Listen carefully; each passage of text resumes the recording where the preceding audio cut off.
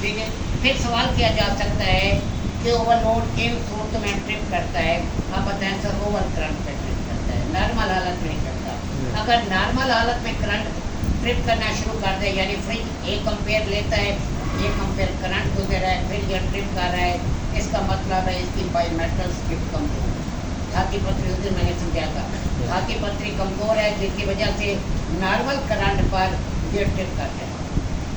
तो अगला सवाल किया जाता है कि रिले क्या करती है। रिले कितने टाइप की है। रिले सर बेसिकली 3 टाइप की। पहले 4 टाइप आती थी, अगले मुंह पर थप्पड़ भी मारते जाना, अगले को समझ में आए कि ये बंदा फील्ड है। अगले बताए सर पहले तो 4 टाइप के इस्तेमाल कर रहे थे, लेकिन अब चौथी खत्म हो गया टाइप, काफ़ी टाइम हो गया है।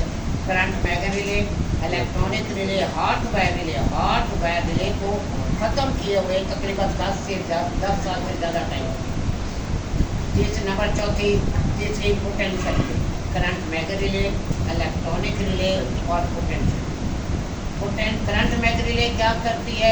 करंट मैगर रिले कहाँ इस्तेमाल होती है। करंट मैगर रिले कंप्रेसर के स्टार्टिंग और रनिंग टर्मिनल के साथ हम लगाते हैं। ठीक हो गया। क्या काम करती है। मोटर की स्टार्टिंग वक्त करंट को रनिंग से स्टार्टिंग वाइंडिंग में मुंतकिल करती है। जैसे ही मोटर अपनी स्पीड का 75% हिस्सा पकड़ लेती है, तो ये रिले स्टार्टिंग वाइंडिंग को सेट करते अलग करते खत्म हो जाए। नेक्स्ट आपके पास अगला इसके फॉल्ट पूछे जा सकते, वो सारे मैंने आपको यहाँ भी समझाए, वहाँ भी समझाए हैं। फिर पोटेंशियल रिले कहाँ इस्तेमाल होती है। पोटेंशियल रिले सर हम AC में इस्तेमाल करते हैं, उस सूरत में जब AC के अंदर हमें स्टार्टिंग कैपेसिटर लगाना हो, बासूरत दिगर इसका कोई वजूद नहीं है AC के अंदर। ये क्या काम करती है AC के अंदर। AC के अंदर मोटर की स्टार्टिंग के वक्त ये स्टार्टिंग वाइंडिंग को सर्किट में रखती है, स्टार्टिंग कैपेसिटर को सर्किट में रखती है, और स्टार्टिंग के फौरन बाद ये स्टार्टिंग कैपेसिटर को सर्किट से अलग करती है। थर्मोस्टेट स्विच क्या करता है सर। टेम्परेचर कंट्रोलर है। किसी भी जगह के टेम्परेचर को कंट्रोल करने के लिए थर्मोस्टेट स्विच इस्तेमाल। ये कितनी दर्जा हरारत के दरमियान काम करता है, ये मुश्किल सवाल है। उसे बताएंगे सर ये 2 दर्जा हरारत के दरमियान काम करता है। नंबर 1 कट इन दर्जा हरारत, वो दर्जा जिस पर मशीन चलती है। नंबर 2 कट आउट दर्जा हरारत, वो दर्जा हरारत जिस पर मशीन बंद होती है। अब सवाल किया जाता है फ्रिज का थर्मोस्टेट कुछ AC में लगा सकते हैं।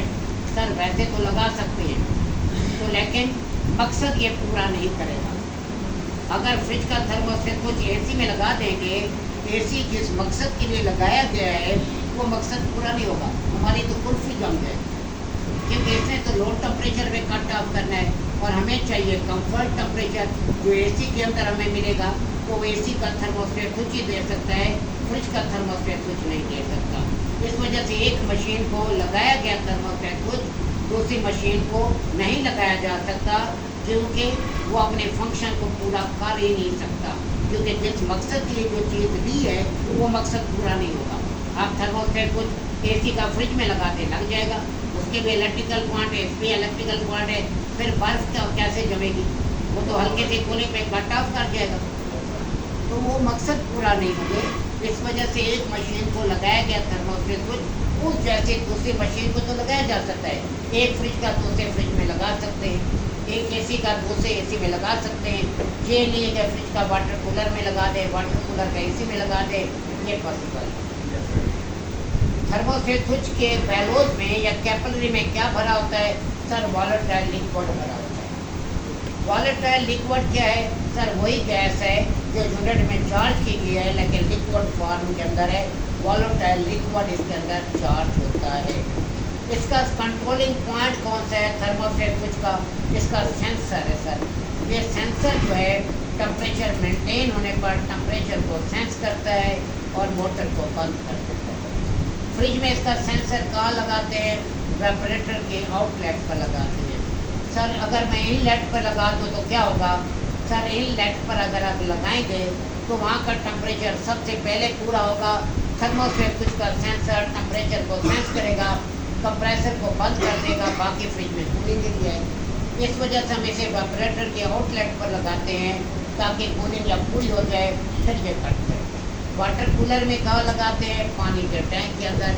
एसी कोई भी है, आप इसे रिटर्न में लगाते हैं, हवा की वापसी पर लगाते हैं। ये सवाल बुनियादी आपसे पूछे जा सकते हैं रिले, ओवरलोड, थर्मोस्टेट स्विच के बारे में।